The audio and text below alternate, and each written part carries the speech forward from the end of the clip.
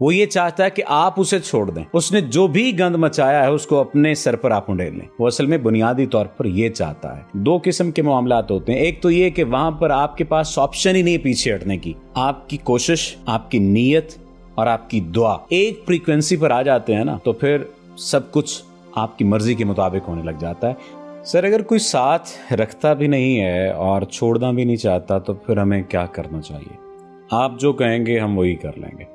अगर तो आप मेरी बात माने, मेरी बात सुने और मेरी बात समझें, तो पहले ये देखिए कि आपको सूट क्या करता है, क्योंकि मैं आपको नुकसान नहीं पहुंचा सकता, आपको तकलीफ में नहीं लाना चाहता, आपको दुख और अजियत में नहीं डालूंगा। वजह यह है कि अगर आपका दिल हो कि मैंने इस शख्स को साथ रखना और मैं कहूँ कि ना साथ रखें, तो आप कहेंगे सर ने दिल तोड़ दिया।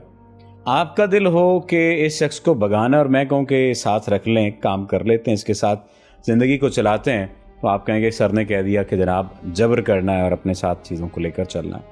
पहले तो आप तय करेंगे। और अगर उर्फ़ आम साइकोलॉजिकल रीजनिंग को देखना है, आपने चीज़ों को जानने की कोशिश करनी है, ऐसा शख्स जो आपको रखता भी नहीं है और आपको छोड़ता भी नहीं है, वो चाहता क्या है? अगर आप ये जानना चाहते हैं तो मैं आपको बता देता हूँ। वो ये चाहता है कि आप खुद छोड़ जाएं मैदान को। वो ये चाहता है कि आप उसे छोड़ दें। वो ये चाहता है कि आप उसके ऊपर इल्ज़ाम लगाएं, आप उसके ऊपर गुस्सा करें और उसका सारे का सारा जो किया धरा है ना अपने कंधों पर ले लें।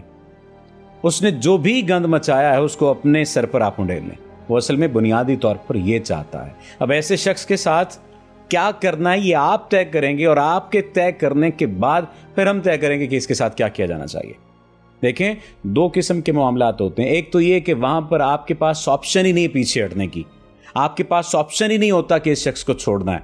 आपके पास ऑप्शन ही नहीं होता कि आपने इसके साथ अपनी राहों को अलग कर लेना, जुदा कर लेना है। और एक जगह पर ऑप्शन होती है आपके पास कि आप अपनी ज़िंदगी में आगे बढ़ सकते हैं, आप अपनी ज़िंदगी में बहुत तरक्की कर सकते हैं और तरक्की करने के बाद उसको दिखा सकते हैं अगर दिखाने का दिल करे, वरना अपनी राहों पर चलते चलते इतने आगे निकल सकते हैं कि आपको ज़रूरत भी ना पड़े उसको देखने की और उसको कुछ दिखाने की।